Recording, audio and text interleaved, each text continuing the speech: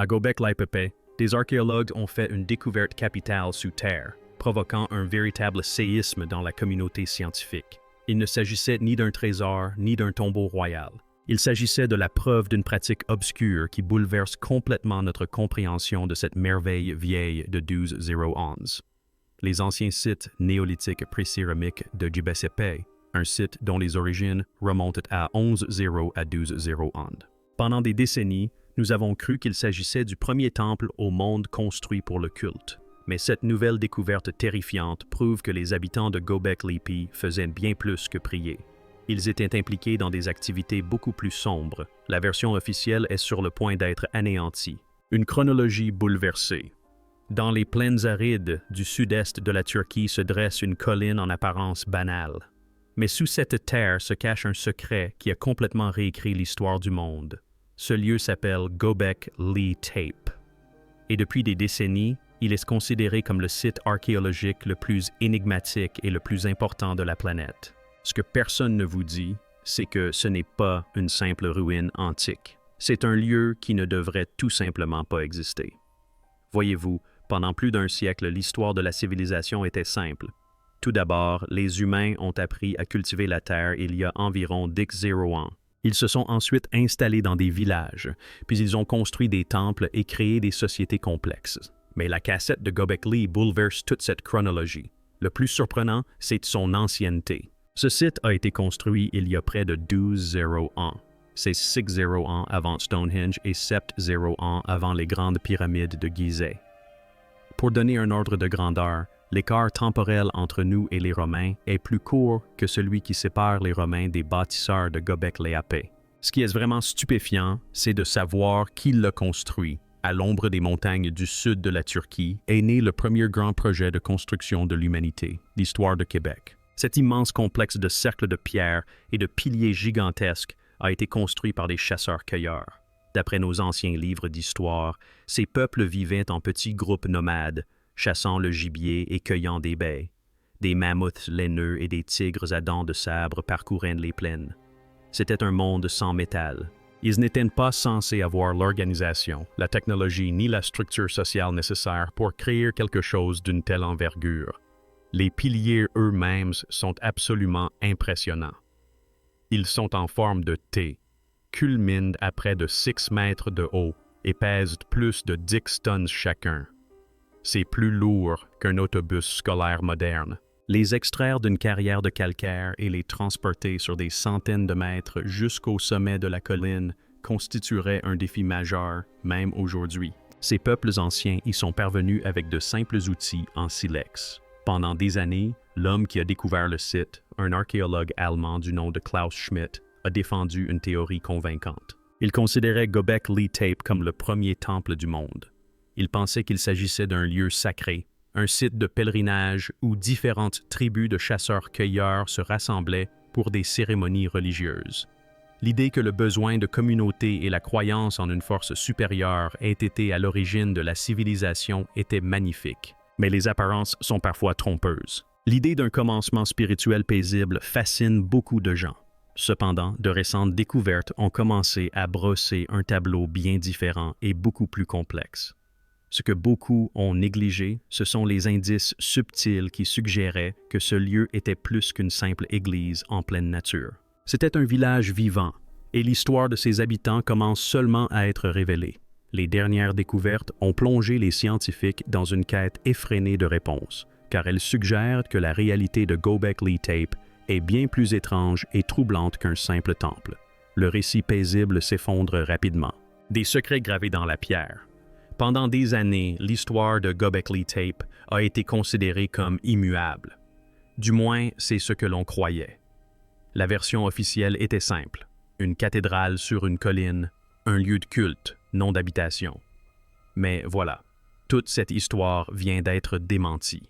De nouvelles fouilles ont révélé un élément qui bouleverse tout ce que nous pensions savoir sur cette merveille antique. La vérité est stupéfiante. Göbekli Tepe n'était pas qu'un temple, c'était une véritable ville. Grâce à un radar géologique de pointe capable de détecter des structures enfouies profondément sous terre, les archéologues ont découvert que les célèbres cercles de pierre ne représentent qu'une petite partie d'un complexe bien plus vaste. Ils ont mis au jour les vestiges de dizaines de bâtiments rectangulaires, des maisons aux murs de pierre et au sol enduit. Ce que personne ne vous dit, c'est que ce n'étaient pas des cabanes temporaires. C'étaient des habitations permanentes, avec des foyers pour faire du feu, des meules pour moudre le grain, et même des bols et des outils en pierre. Ce n'était pas un lieu de passage, c'était un lieu où les gens vivaient, travaillaient et élevaient leurs familles.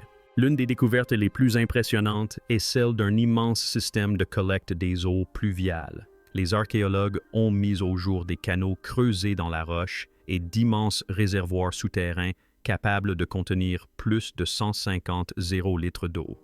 Cette quantité est suffisante pour subvenir aux besoins d'une communauté de plusieurs centaines de personnes pendant la saison sèche. Un tel niveau de planification et d'ingénierie est tout simplement stupéfiant pour une société qui, soi-disant, n'avait même pas encore inventé la poterie. Cela prouve qu'ils envisageaient l'avenir à long terme en construisant une communauté durable au sommet de cette colline. Qu'est-ce que cela signifie? Cela signifie qu'une société sédentaire complexe existait des milliers d'années avant l'invention de l'agriculture telle que nous la connaissons. C'est une découverte capitale. L'ancienne théorie affirmait que l'agriculture avait mené à la formation des villages. Les traces de ruban adhésif Gold suggèrent que les choses auraient pu se passer autrement. Les populations se seraient d'abord regroupées en grandes communautés, puis, par nécessité, auraient commencé à expérimenter la domestication de céréales sauvages comme le blé et orne, dont des vestiges ont été retrouvés sur tout le site. Ils étaient à l'aube de la révolution agricole et cette colonie était leur laboratoire. Ce que beaucoup ont négligé dans l'enthousiasme initial suscité par les piliers géants sur lesquels on a trouvé de petits objets du quotidien, ce sont des milliers d'ossements d'animaux, principalement de gazelles, suggérant que des chasses collectives massives étaient un événement régulier. Ils ont également trouvé des fossiles en silex pour la récolte des herbes sauvages et des meules incrustées de résidus de céréales anciennes. C'était une communauté prospère et active. Le moins qu'on puisse dire, c'est que la découverte de ce site n'ajoute pas seulement un nouveau chapitre à l'histoire de Göbekli Tepe. Elle nous oblige à tout remettre en question et à repartir de zéro. Les habitants de ce lieu n'étaient pas de simples pèlerins. C'étaient des pionniers qui créaient un nouveau mode de vie.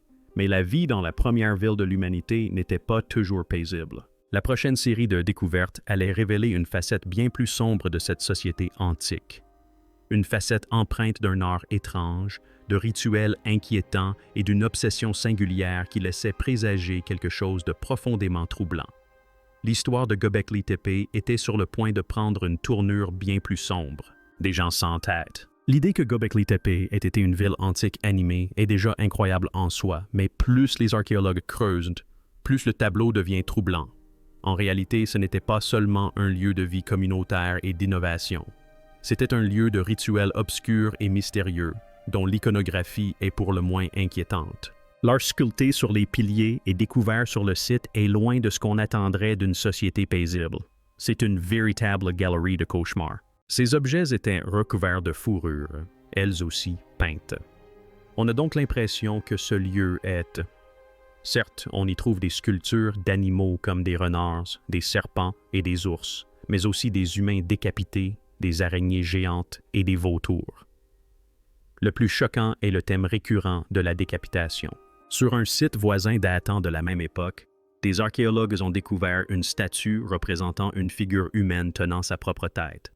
À Göbekli Tepe même, ils ont trouvé des fragments de 3 crânes humains intentionnellement sculptés de profondes rainures et percés de trous. Ce n'était pas le fruit du hasard, c'était une pratique rituelle délibérée.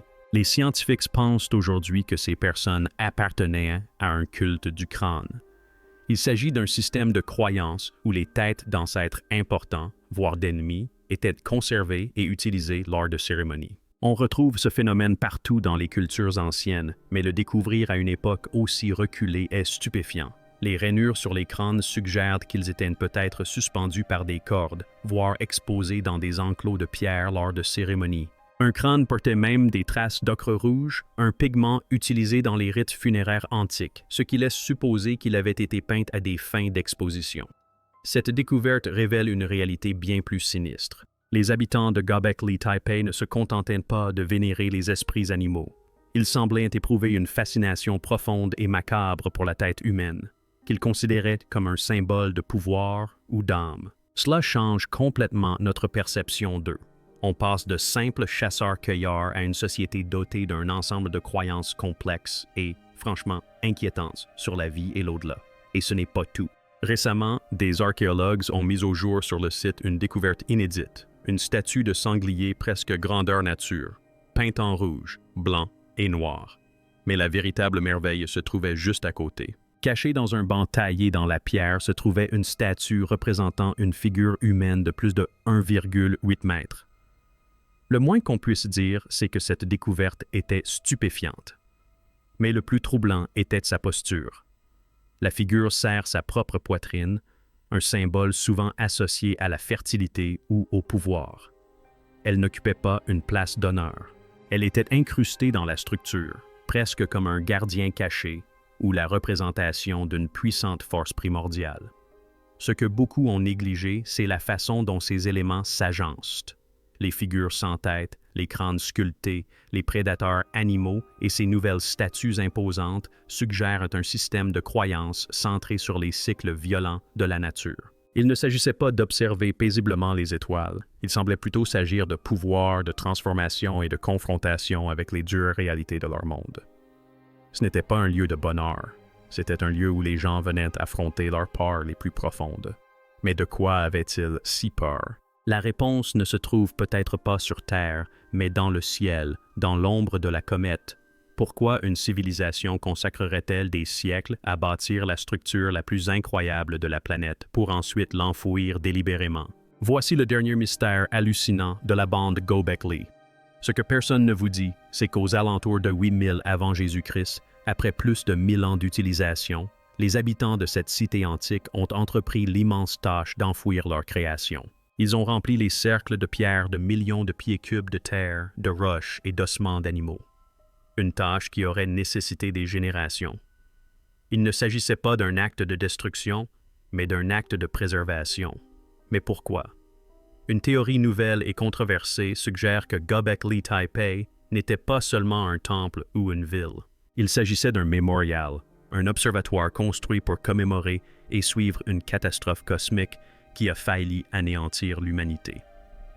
Cette idée repose sur l'un des piliers les plus célèbres, connu sous le nom de pilier 43 ou pierre du vautour. Certains chercheurs pensent que les gravures sur cette pierre ne représentent pas simplement des animaux, mais une carte du ciel. Ils affirment qu'elle représente une date précise, d'X 950 avant Jésus-Christ. Et que s'est-il passé à cette date? Selon cette théorie, ce jour-là, une comète s'est fragmentée et a percuté la Terre, un événement connu sous le nom d'impact du Dryas récent. Ce cataclysme aurait provoqué des séismes planétaires, des méga-tsunamis et une chute brutale et drastique des températures, plongeant la planète dans un mini-âge glaciaire qui aurait duré plus de 1000 ans. Le plus choquant, c'est qu'il existe de véritables preuves géologiques d'un tel événement, une couche de diamants microscopiques et de roches fondues découvertes en Amérique du Nord et en Europe, datant précisément de cette période. Selon cette théorie, les habitants de Göbekli Tepe étaient les survivants de cette catastrophe. Les symboles animaliers sur les piliers ne sont pas de simples images, mais des constellations. Le vautour, selon eux, représente le Sagittaire et l'homme sans tête, une victime humaine. L'ensemble du site constituait une horloge astronomique construite pour suivre les fragments de cette comète, connue sous le nom d'essaim météoritique toroïde, que notre planète traverse encore chaque année. Les gravures étaient un avertissement, un message aux générations futures les invitant à surveiller le ciel. Alors, est-ce vrai? Avons-nous omis un détail crucial de notre propre passé? Les personnes qui suivent cette affaire cherchent des réponses et la version officielle ne tient pas la route. Réfléchissez-y. Nous avons une société primitive qui apparaît soudainement avec des connaissances avancées en ingénierie, en astronomie et en construction à grande échelle. Ils se livrent à des rituels obscurs et complexes centrés sur les crânes. Puis, après 1000 ans d'édification, ils passent des siècles à porter leur chef-d'œuvre comme pour le cacher ou le préserver. Comment tout cela a-t-il pu se produire du jour au lendemain? Bien sûr, cela ne s'est pas fait en un jour. Ce savoir est forcément une origine. Les bâtisseurs de Göbekli Tepe étaient peut-être les héritiers d'une civilisation encore plus ancienne, disparue suite à l'impact de la comète. Leur culture, leur religion et leur effort monumental pourraient avoir été une tentative désespérée de préserver ce savoir perdu et d'avertir l'humanité de ne jamais oublier le jour où le ciel s'est effondré. L'enfouissement du site pourrait avoir été leur dernier acte, une capsule temporelle destinée à un futur lointain, dans l'espoir qu'ils seraient prêts à comprendre leur message terrifiant. La vérité est bien pire qu'un simple temple. C'est la pierre tombale d'un monde disparu, à l'époque où les géants arpentaient de la Terre. Il ne nous reste donc qu'une image terrifiante. Un message vieux de 12 ans, gravé dans la pierre, nous avertissant d'une comète qui a failli anéantir le monde, d'une civilisation perdue, d'un culte du crâne et d'un chef-d'œuvre intentionnellement enfoui pour les générations futures. Beaucoup s'arrêteraient là, satisfaits d'une histoire qui bouleverse déjà notre compréhension du passé. Mais voilà, la théorie de la comète, aussi fascinante soit-elle, ne représente peut-être que la partie émergée de l'iceberg. Il existe d'autres possibilités, des théories plus audacieuses, voire plus troublantes, que la science conventionnelle redoute d'aborder.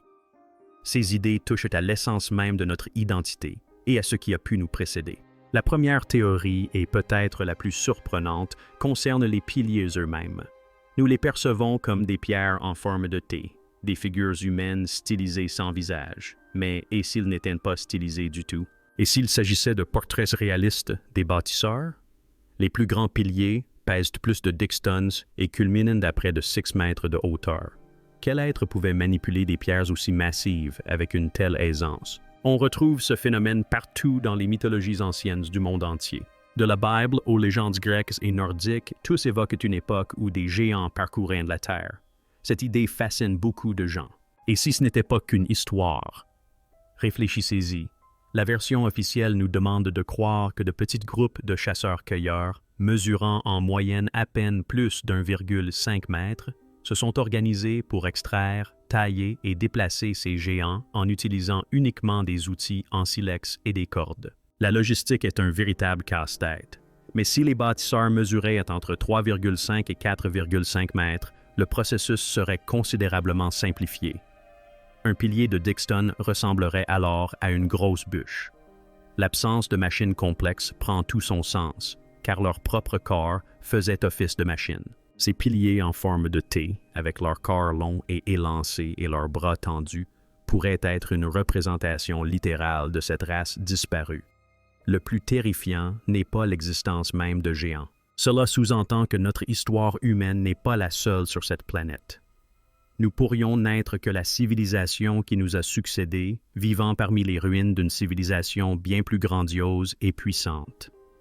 Mais supposons que ces bâtisseurs aient été des humains comme nous. Ceci nous amène à une théorie encore plus étrange. Comment ont-ils atteint une telle précision? Ce que beaucoup ont négligé, ce sont les marques d'outils, ou plutôt leur absence.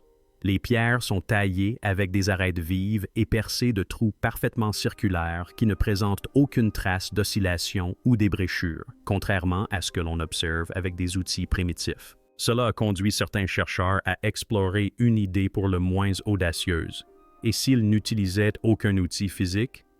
Et s'ils utilisaient le son? Cela ressemble à de la science-fiction. Mais les concepts de lévitation acoustique et de forage sonique sont bien réels. La science moderne a démontré que les ondes sonores à la fréquence adéquate peuvent faire léviter des objets et même, focaliser, découper des matériaux très durs. Ce que l'on ignore souvent, c'est que les légendes anciennes regorgent d'histoires sur cette technologie perdue. On raconte que des moines tibétains faisaient léviter d'énormes pierres grâce à des cornes géantes et des chants. La Bible raconte que les murs de Jéricho se sont effondrés au son des trompettes. Et si ce n'étaient pas de simples mythes, mais les vestiges d'une science oubliée? Si les bâtisseurs du site de Göbekli avaient maîtrisé la science des vibrations et des fréquences, tout cela aurait été possible. Ils auraient pu ramollir le calcaire grâce à des fréquences de résonance, ce qui leur aurait permis de le modeler et de le tailler avec une facilité déconcertante. Ils auraient pu utiliser des ultrasons focalisés pour faire léviter les piliers massifs et les mettre en place, ce qui expliquerait leur parfaite verticalité. Cela signifierait qu'il y a 12 ans, un peuple dit primitif maîtrisait des principes physiques que nous commençons à peine à redécouvrir. Le plus choquant est que ce savoir semble avoir été complètement effacé de l'histoire. A-t-il été perdu lors du grand cataclysme ou délibérément dissimulé? Ceci nous amène à la dernière possibilité et peut-être la plus profonde. Le ruban de Plomgobec n'existe pas en vase clos. À des milliers de kilomètres de là, de l'autre côté des océans, se dressent d'autres structures antiques impossibles à expliquer. Les murs mégalithiques de Sacsayhuaman au Pérou, les gigantesques plateformes de pierre de Baalbek au Liban, et même les ruines sous-marines au large des côtes japonaises. Tous ces sites présentent une signature similaire, des pierres massives, parfaitement ajustées, qui défient toute explication conventionnelle. Et si ces vestiges n'étaient pas l'œuvre de cultures isolées et distinctes, et s'ils étaient tous des avant-postes d'une seule et même civilisation préhistorique mondiale? Imaginez une société ayant existé durant la dernière période glaciaire, une civilisation maritime possédant une connaissance approfondie de l'astronomie, de l'ingénierie et des énergies naturelles de la Terre. Une civilisation capable de parcourir le globe et d'édifier des monuments colossaux sur chaque continent. Nombreux sont ceux qui ont baptisé cette civilisation disparue Atlantide. Pendant des siècles, l'Atlantide a été considérée comme un mythe. Et si la cassette de Göbekli était la première preuve matérielle de l'existence d'un tel monde? Son âge incroyable, juste avant la fin de la dernière période glaciaire et le cataclysme récent de Dus, correspond parfaitement à la chronologie. Alors, est-ce vrai? Notre histoire écrite n'est-elle qu'un court chapitre à la fin d'une histoire bien plus longue et spectaculaire? Nous manque-t-il un détail essentiel concernant nos origines? Les bâtisseurs du Göbekli Tepe, qu'ils aient été des géants, des ingénieurs du son ou les survivants d'un âge d'or perdu, nous ont laissé un message. Ils ont enfoui leur monde, créant une capsule temporelle de pierres et d'étoiles, espérant qu'un jour nous serions prêts à le comprendre. La vérité terrifiante est peut-être que leur monde a disparu dans une catastrophe planétaire et que notre civilisation moderne est tout aussi fragile. Nous pensons avoir atteint le sommet de la réussite humaine, mais nous ne sommes peut-être qu'une société amnésique qui se réveille lentement face aux ruines de son propre passé oublié. La vérité révélée par Nancy Schnabel a brisé des décennies de silence, redéfinissant à jamais la ruée vers l'or. Son histoire nous pousse à nous interroger. Quels autres secrets incroyables restent enfouis, attendant qu'une âme courageuse les dévoile? Si cette histoire vous a captivé, n'hésitez pas à aimer et à vous abonner pour découvrir d'autres récits extraordinaires.